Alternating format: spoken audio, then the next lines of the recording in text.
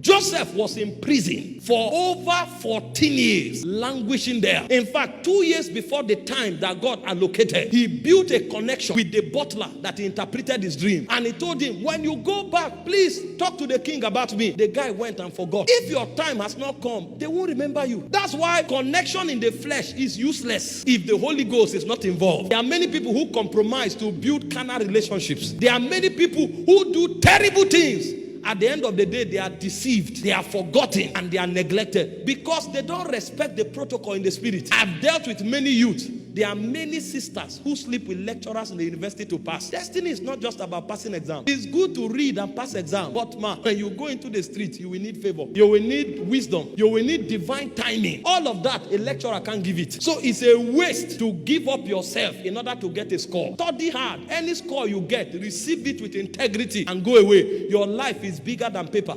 Psalm 105 verse 17, he sent a man before them. Even Joseph, the Bible said he was sent. What a way to send a man. He was in the pit. He was a houseboy. He was accused. He was put in prison. Is that how God sends men? Yes. What you call a life of pain and sorrow was a divine errand. But the guy knew. He knew that although things are not working now, but all things will eventually work for my good. For all things work together for good to them that love God, to them who are called according to his purpose. And so while he was in prison, he was waiting for his time. So when Potiphar's wife came, sleep with me, he said, no.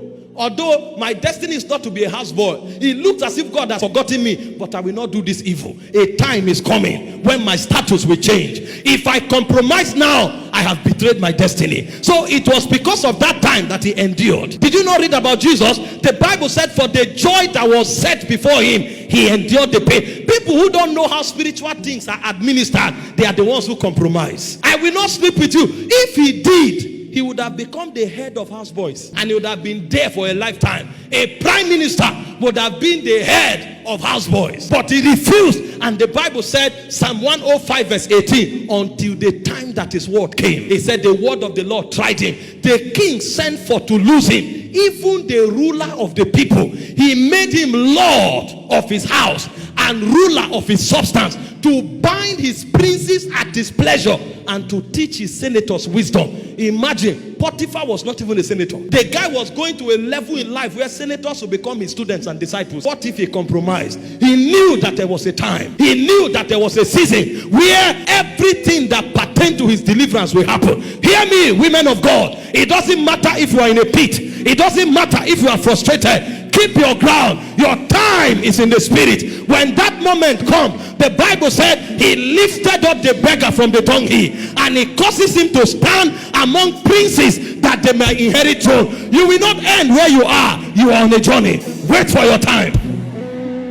Your enemies may laugh at you. They may taunt you. They may make mockery of you. I thought you said you are beautiful. How come you don't have a child? Wait, your womb is being prepared.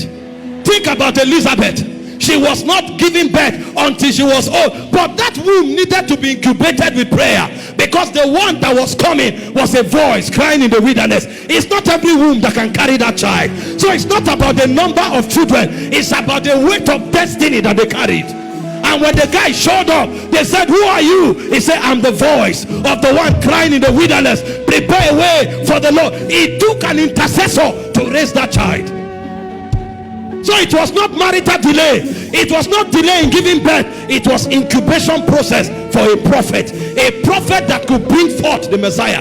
Do you know the testimony of Jesus concerning John? He said, of all men that lived, he said there was none greater than John. That was the child Elizabeth carried. What if she didn't wait for her time? There is nothing you are going through that you cannot be delivered from. But it takes a timing. There is a time allocation in the spirit. And I don't know about you, but me, I will wait for my time. I'm not looking for anybody outside God to help me. I'm not looking for any mechanical means to go ahead. The race is not to the swift, neither is the battle to the strong. It's of the Lord that showeth mercy. I'm not moved by what men say. When I look to the east, I know that my Redeemer liveth. It may not appear as if it is working, but I know that all things work together for good to them that love God, to them that are called according to his purpose. Don't bother about those mocking you. That's not where your destiny is going to. you read about Hannah? The Bible said Peninnah made a mess of her. Every time they went to Shiloh, Shiloh was supposed to be the high place of worship, but it was in the place of worship that she was mocked, so that she couldn't access her God. But a day came, she realized that this thing is a distraction, and she went before God. She left every distraction aside, and she was laboring in prayer, and God remembered Hannah.